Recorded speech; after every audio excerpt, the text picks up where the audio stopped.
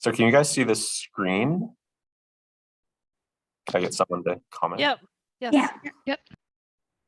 And do you see the PowerPoint Yeah. information or the? No, we just see the we just see Just the slideshow. PowerPoint. It's perfect.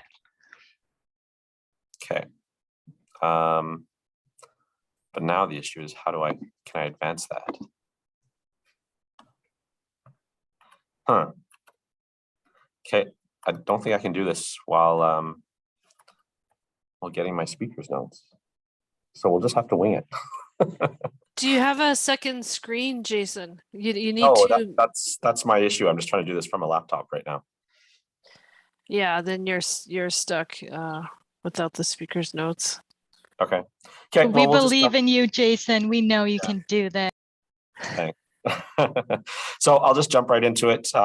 This might be a little bit rougher than that I was hoping, and my throat's a little bit rougher today too than I was hoping. But we'll hopefully please bear with me. So Question. Am I okay to just start here, Abby, or is there an additional introduction that you wanted to make?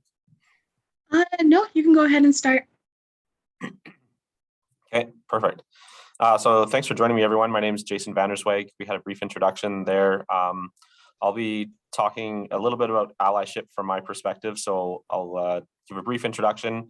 I work for the company called Associated Engineering. So I'll talk a little bit about our experience and some of the information that we've collected over the years and some of the initiatives that we have underway. A little bit about how COVID has impacted us and these processes. And then my specific experience managing the office in Fort McMurray and some of my own personal experience. And we'll try and get through that in the half an hour or so that we have. So right off the bat, I'll acknowledge that I'm white, male, and English-speaking Canadian, and there's a certain amount of privilege that comes from that. I'm certainly by no means a women's studies or gender studies expert, so please take anything that I say with a healthy dose of salt. I'm a civil engineer with a master's in pollution control and waste management. And as indicated, I'm the manager of Associated Engineering in Fort McMurray. I'm also an APEGA councillor, and I'll just take a brief moment to shout out some of the work that APEGA has been doing on the gender equality issues. And please take note of the website here. There's actually a great study that was recently completed about women's experience in the workplace in engineering, and some of the key recommendations as far as what companies can do, what specific workplaces can do, and what individuals can do that came out of that report. So I've been a manager or team leader for 9+ years in Fort McMurray, and for me, the work just never ends. We are always challenged to deliver on the projects that we have, and it always feels like there's more work than there are staff and resources available to complete that work. And so for me, supporting women is it's a no-brainer, like to the point where I really had to struggle to think about, how is this important? And this is one of the concepts that I came up with, is that if we aren't supporting women, if we aren't removing the barriers that prevent them from joining and staying and really thriving with our team, if we aren't facilitating and supporting them to perform at their very best, we're going to lose them, and that's 50% of the resource pool that we have to be successful as a team and as a company. So yeah, that's I think, as I said, a no-brainer. So I've been reading the Good Guys book. I think the authors are Smith and Johnson. At the suggestion of some of the organizers of the conference today. And so they include a really good definition of allyship. So actively promoting gender fairness and equity in the workplace through supportive and collaborative personal relationships and public acts of sponsorship and advocacy intended to drive systemic improvements to the workplace culture. And so some of the key points that I take away from this is just the actively. So it's not a policy that gets written and stuck on a shelf somewhere. It's taking firm direction and decisions and making sure that the policy is actually influencing and guiding the things that you're doing. The term supportive and collaborative really reinforce that everybody's in this together. Everybody's working together and that it's not a zero-sum game. If you're making improvements to the workplace that benefit women, you're actually making improvements to the workplace that benefit everybody. And the reality is there's nothing in this definition that actually specifically says women or anything that's focused on gender.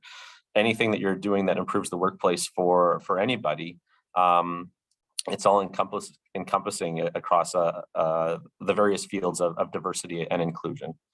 The other way that I've thought about it is swimming. So we're all trying to get, from point A to point B, and we all need to swim to get there. Let's say we're all in a big pool, but some of us are fighting an undercurrent or a current that they have to work twice as hard in order to get from point A to point B.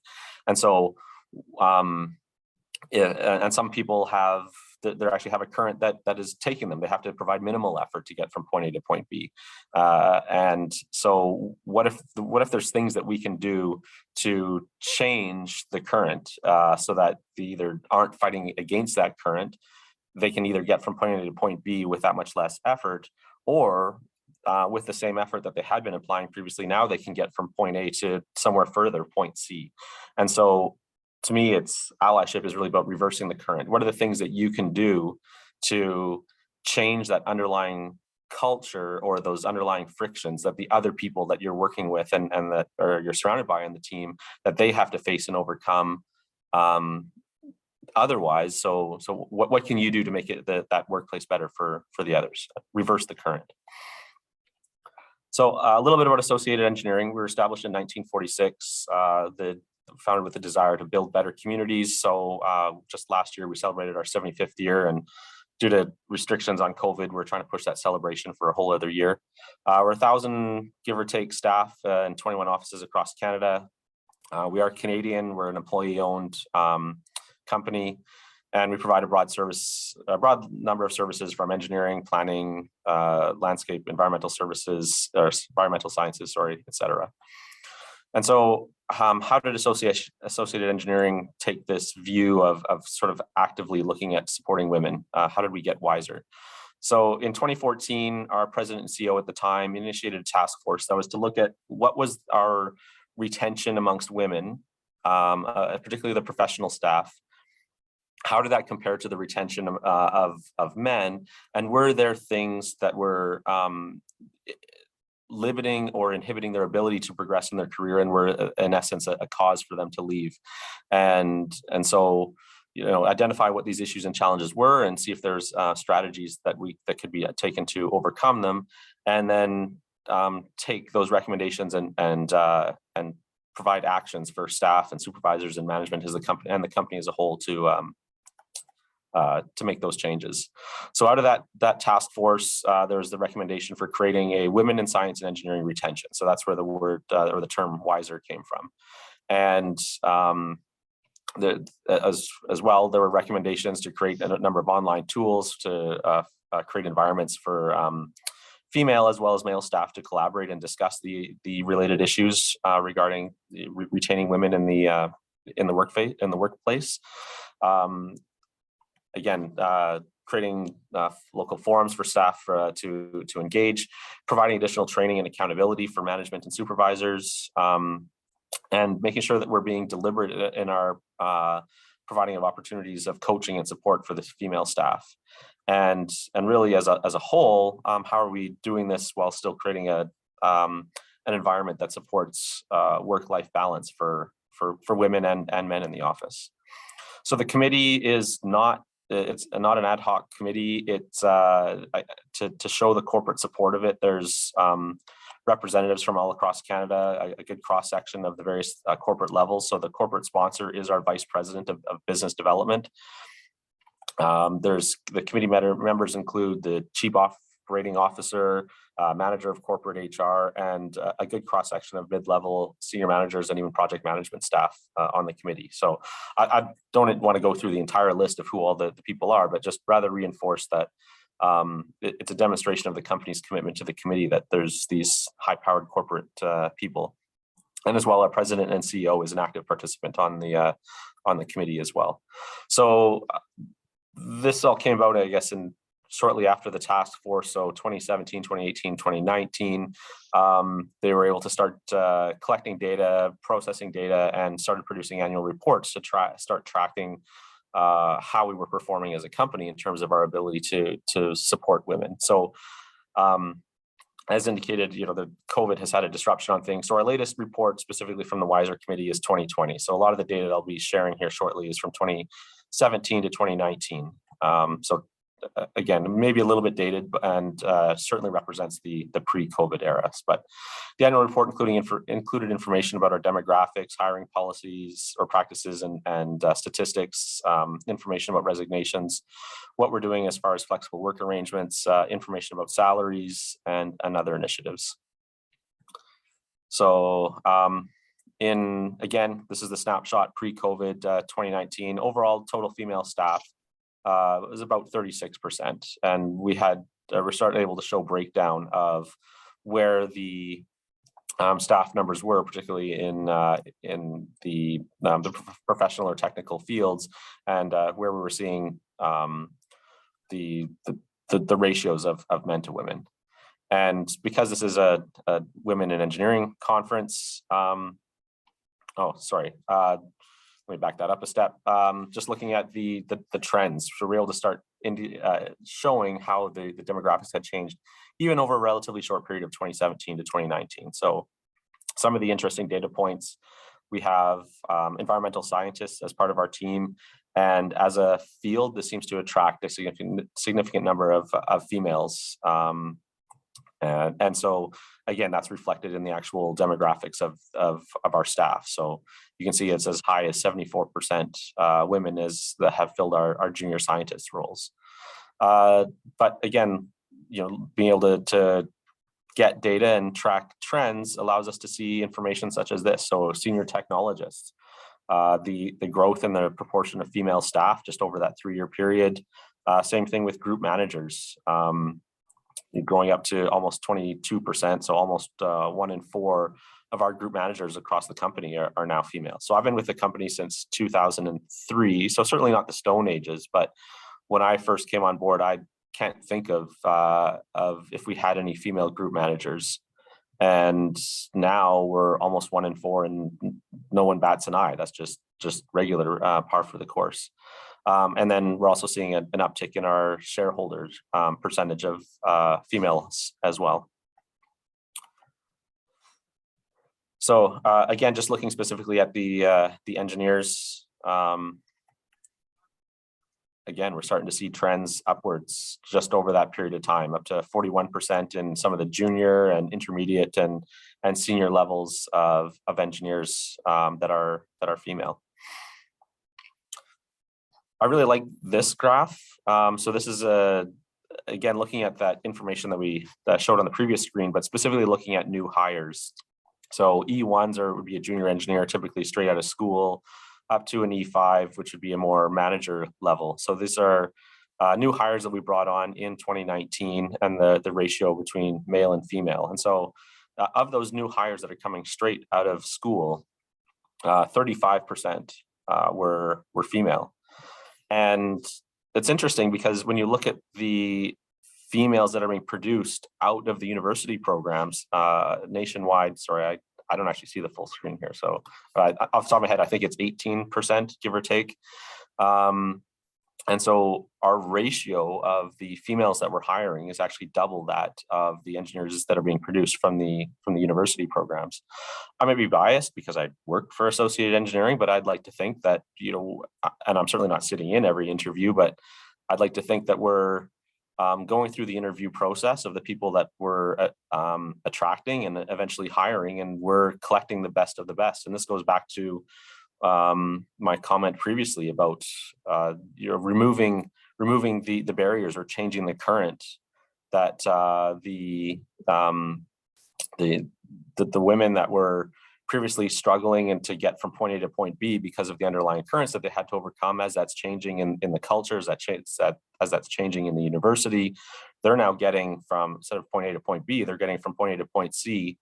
And that is demonstrated in the the professional capacity, their capabilities, their understanding of how engineering is an important factor in how we function as a society.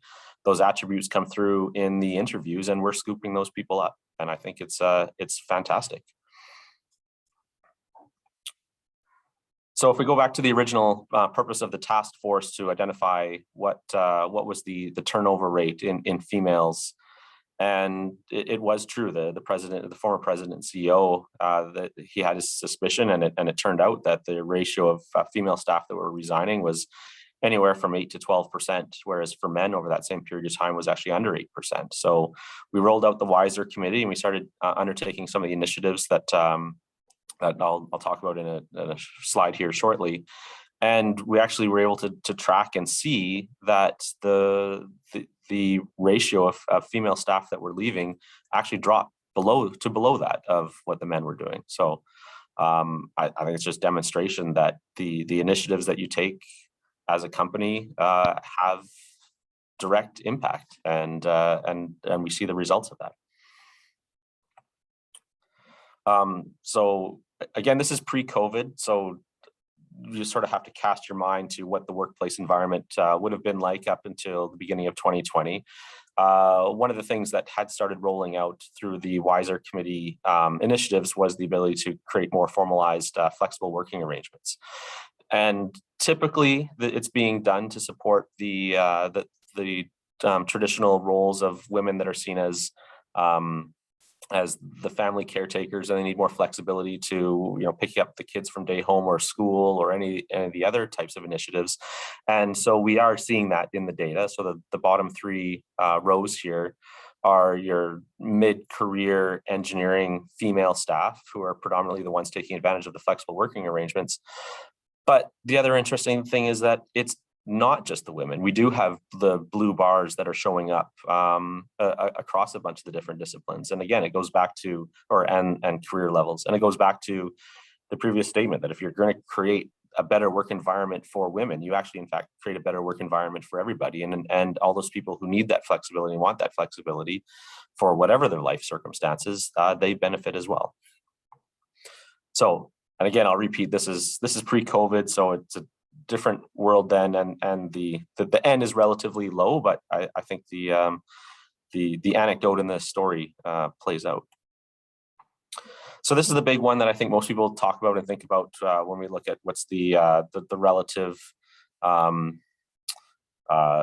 impact to women as far as the workplace, and that's the salaries. So when we actually ran through the numbers, we found that there was relatively little spread between what the women and men were paid, pretty much across the board. And the biggest anomaly is that this E5, and then again on the flip side, with women actually earning more than men at the engineering manager level. I didn't write this report. I'm not 100% sure what the raw data looks like behind it, but I would suspect that if you actually combine these two, and many of our engineering managers are at that E5 levels, that those numbers would probably actually balance out. So, yeah, not sure what else to say beyond that, but overall, we didn't find that there were any significant differences between what men and women were making from a salary perspective. So some of the key findings from this overall process: the data suggests that there are no broad systemic biases inherent in our hiring practices that would be disadvantageous to female candidates. As indicated, we're hiring double the national average of the women that are getting produced through or trained through the university programs. And so I think we're attracting those female candidates. But it does emphasize that it's one thing to get them, but it's another thing to keep them and retain them in the office. And so in order to ensure the sustainability of our company, we need to make sure that we're undertaking the right things to keep them with associated engineering. And so part of that is ensuring that we have the flexible work arrangements for those that need that to work with the work-life balance needs that they're looking for. And doing that in a consistent framework that ensures that we're not stymieing their professional or career development. And again, making sure that those opportunities are open to both women and men. As I indicated, there's no significant salary differences between the genders.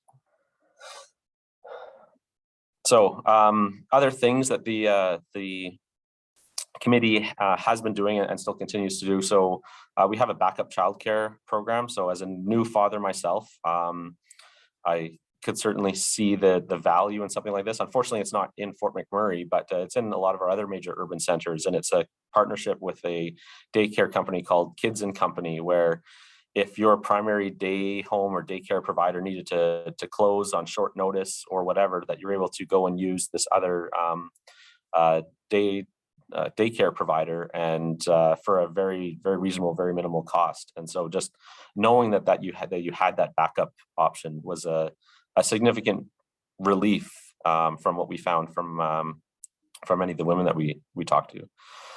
We've taken a very strong look at our maternity and parental, what's the right word here, support system. So we've developed an entire manual that's not just for the person that's leaving, but also for their manager or supervisor, so that we can create better dialogue as far as what they're looking for while they're on leave. Do they want to be completely excommunicated and don't talk to me for the next 12 to 18 months, or do they actually still want to be engaged and involved, and to what level, and really letting the person that's going on leave drive that. Do they want to still keep their laptop? Do they still want to keep their company phone?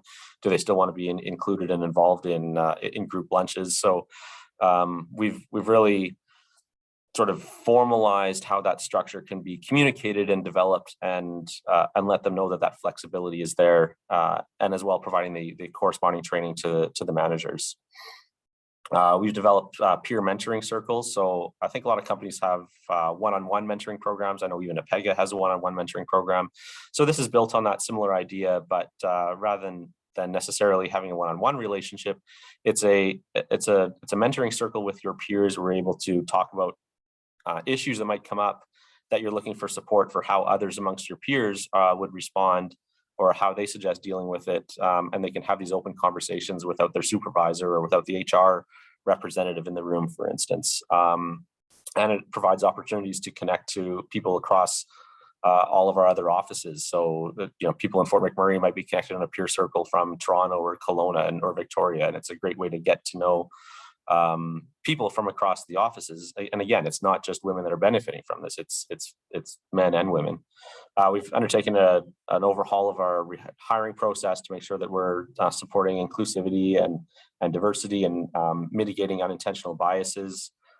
Just a few short years ago, we actually undertook unintentional bias training at one of our shareholder meetings. And so again, just making sure people are aware of what their blind spots are, and how that then influences their day-to-day decisions, including sometimes who ends up getting hired. So making sure that we're overcoming those obstacles, or reversing those currents. When people leave, we try and do an exit interview to make sure we understand, if there's underlying things that we need to address as a company as to why they're leaving. But more importantly, we actually undertook stay interviews. So we targeted primarily female staff who've been with the company for 10 plus years. And we talked to them about what was important to them, why were they staying, what were the things that we are doing well, and what are the things that we could be doing better. And again, coming back to it, one of the key things that kept coming up over and over again through that process was having flexible working arrangements, and being able to provide that in a consistent framework. So again, this was all 2019-ish, and then we as a collective global society have had to deal with the pandemic just as well as everybody else. So obviously it was disruptive, but we were able to carry on as a company. The Wiser committee itself was still active, but just due to other factors and priorities, the collecting the data and verifying the data was just a lot lower priority. So we haven't actually had, as I indicated, an annual report since then. But I'm hoping one is out shortly where we could maybe provide some updated data. So instead of data, the real focus has been on the supporting the staff. So continue to support those peer mentoring circles, creating virtual AE cafes where people are able to connect, again, across the company, across the different offices, and making sure that people in their working from home environment aren't feeling isolated. And there's been, through this process, a real acknowledgement on the part of the company that the pandemic has been harder on female staff, and particularly the mothers with young families. And so again, it goes back to, what are the flexible working arrangements? What are the specific things that we as managers can entertain or provide flexibility for the well, any staff, but in particular the female staff that may be struggling with how to balance family and life and work and the COVID impacts of either working from home or having to repeatedly pull children in and out of schools and day homes. So as a further reflection on that, just this last year on International Women's Day, we held a company-wide virtual panel where we invited 5 of our professional staff to give a talk, basically an open panel discussion about how they were specifically impacted by the pandemic, what their coping mechanisms had been or continue to be, and it was great just to get that exposure and have those discussions, so that the other people, I'm going to say, predominantly men who may not have had to face those same experiences, so they could learn and listen and understand of what it was like, of what the other half of the population, let's say, had to deal with. And then the big thing that's come out of COVID, and I think most companies are in a similar boat, is that from the evolution of the working from home, as people have come back into the office, that they're under some form of flexible working arrangement, or at least that option is open to them. So again, casting our minds back to what the situation was like in 2019, and the sort of typical workplace culture assumption that everyone's at their desk from 8 to 5 and Monday to Friday has been totally thrown out the window, and as a company, recognizing that work-life balance and the ability to either work from home or work on a different work schedule is critically important to many of these people, and making sure that we have the ability to support that. So that's a bit of the company. Specifically to Fort McMurray, I call us small but mighty. So we're actually only 9 full-time staff. I have a co-op who's joined me for the next 8 months here. But even though we're a relatively small operation, we serve one of our company's single largest client based on revenue. So that's the regional municipality of Wood Buffalo, essentially the city entity of Fort McMurray. And as indicated previously in the introduction, we're mostly women, we're mostly female staff. And I think a big part of that is, I think, a larger lens of what happens in Fort McMurray. For those of you who don't know, we're essentially a bedroom community for the Suncors, Syncrudes, and the other oil sand sites, which are themselves predominantly male-dominated industry. And there's probably a whole other talk that could be given about that. And what some of the challenges faced by women that are up in that industry. But specifically to us, a lot of the males that are working there, their partners are looking for a more flexible working arrangement. They don't want to ride the bus an hour or an hour and a half each way up to the plant site and back. And so I'd say we benefit from the female partner of those couples wanting to work in town and being able to serve a municipal client, which is what we do. We benefit from that, and I have some amazing people as a result of that. And of course, parental leave is a reality, is a factor for when we have the significant female staff, and I currently have 2 on leave, and the reality is we deal with it. It's just part of the real world, I'm going to say. So So obviously with only 9 people, we're not delivering all the projects. Corporately, we have what we call a one office philosophy that allows us to tap into any resources across the company as required to deliver on projects locally. So we get a lot of our support from the Edmonton office and beyond as required. I'll bring up again the peer mentoring circles. So even though we might be a little bit geographically isolated up in northern Alberta, the ability to have mentors both sort of at the peer level and above you from across the company is a huge asset for the people in our office. And because I have so many female staff in the office, I do make a point of thinking, okay, how do I interact with them that may be differently than perhaps the predominantly male counterparts. So one of the documents that I refer to quite frequently is the Harvard Business Review, what managers can do to keep women in engineering. This is a short paper from 2018.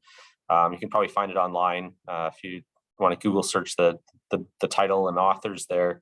It's only 2 or 3 pages long, but they go through some very specific things of of how to keep women engaged. And so stretch assignments, really demonstrating that here, I believe that you can do this and we'll provide the support for you, but it's up to you to deliver it.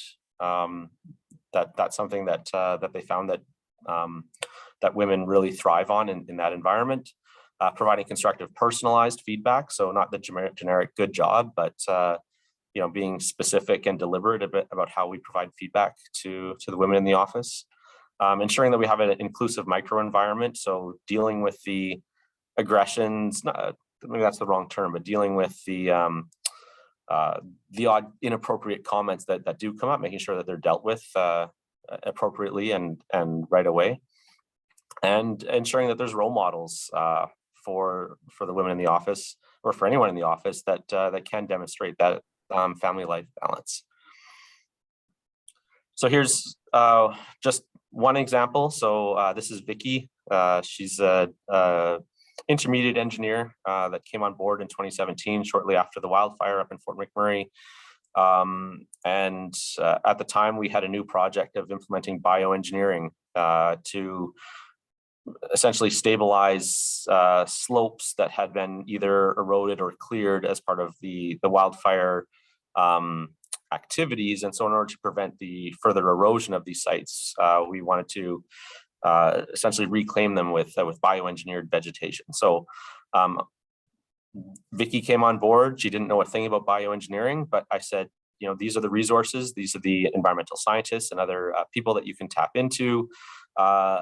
I think you can do this. I know that you can do this. You have all the other related skills. It's just that maybe not the technical thing that's in your expertise, but you can build on what you already know and what you can do.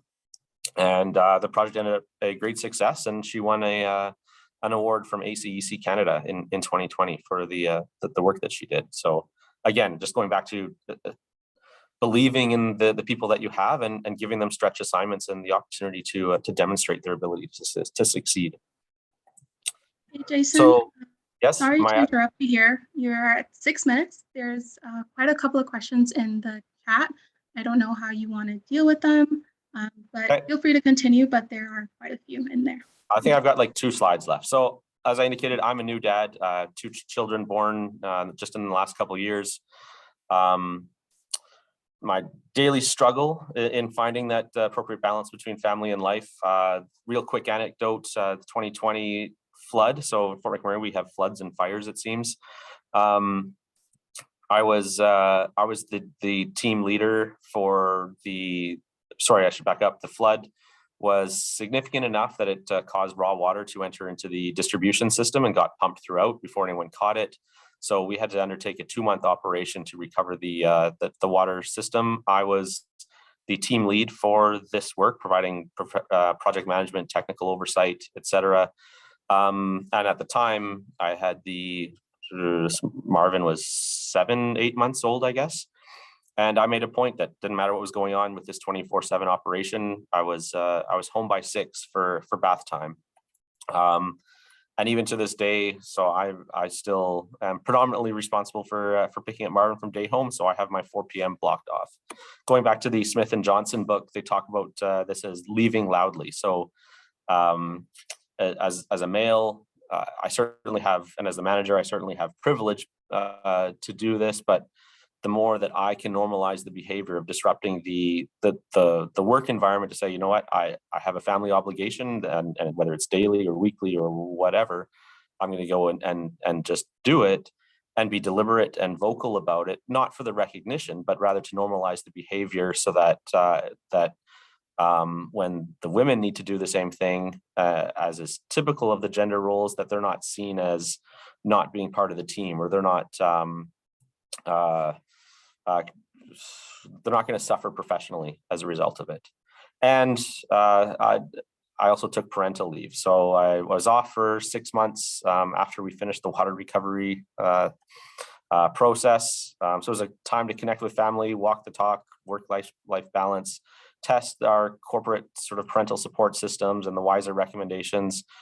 As indicated previously, parental leave, I think, just needs to be part of what companies need to plan for. It shouldn't be seen as disruptive. In fact, I looked at it as an opportunity because we had somebody come in and fill my role for 6 months, which was an opportunity for them to springboard their career into a new and different direction. And as I said, normalize the behavior for managers, particularly males, to take parental leave. And there's one thing that I was able to do on this parental leave that I don't think most women can, and that's to grow this magnificent beard.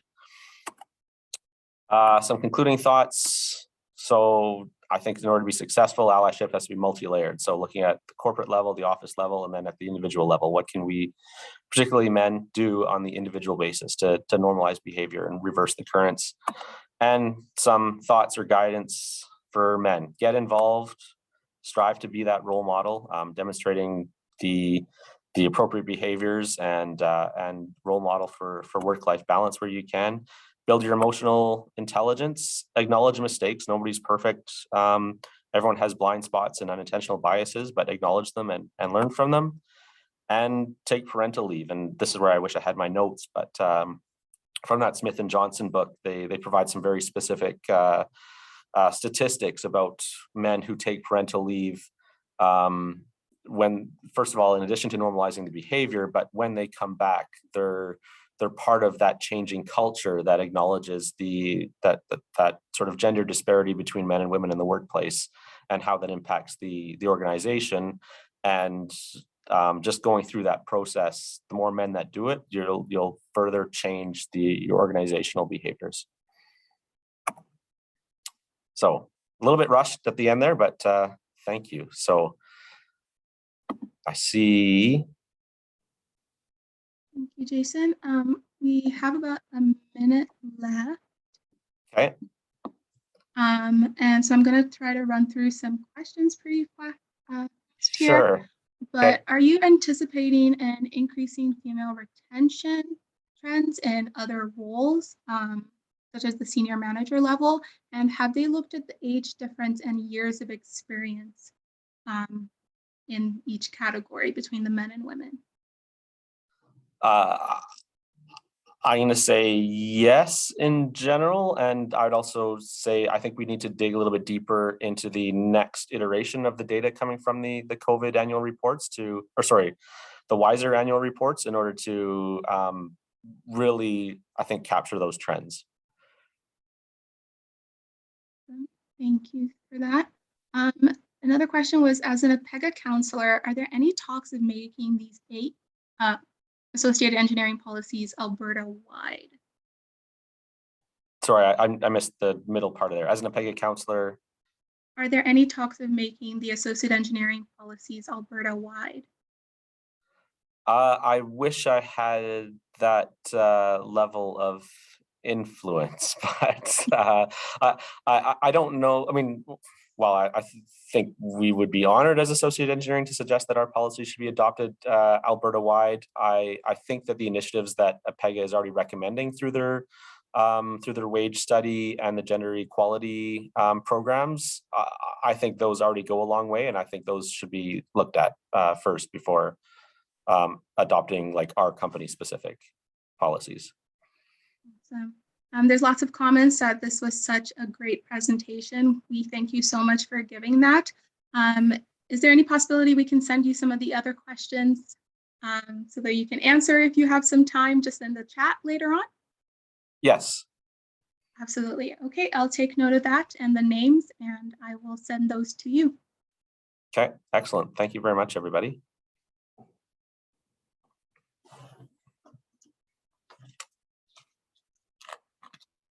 And the name.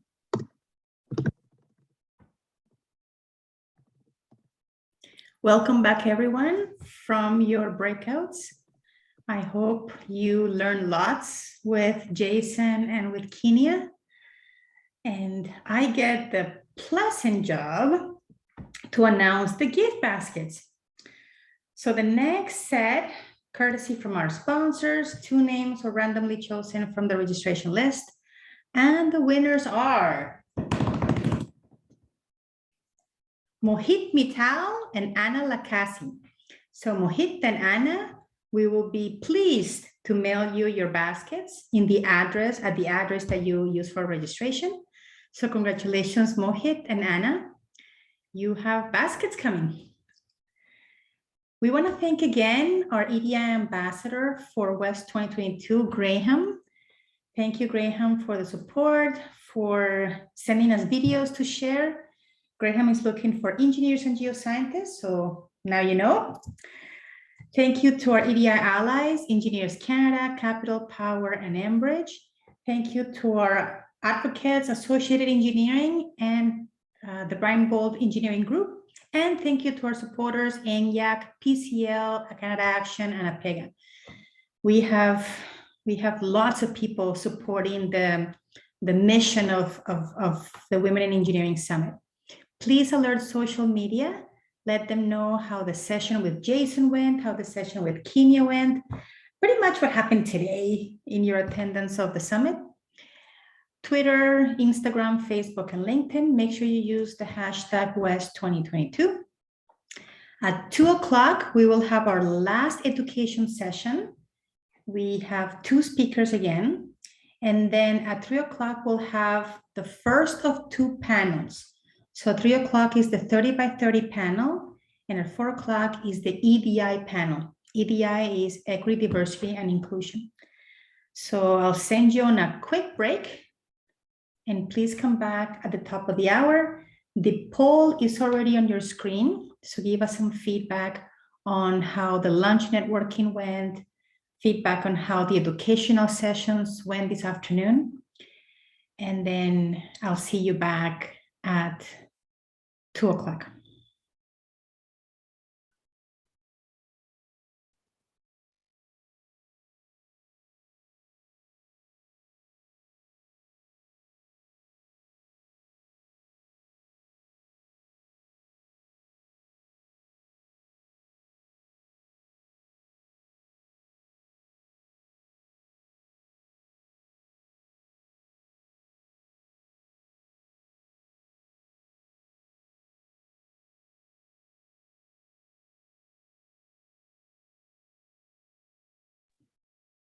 I think you should be able to turn off the recording just to save space, but if it's inconvenient, I guess we can keep it recording.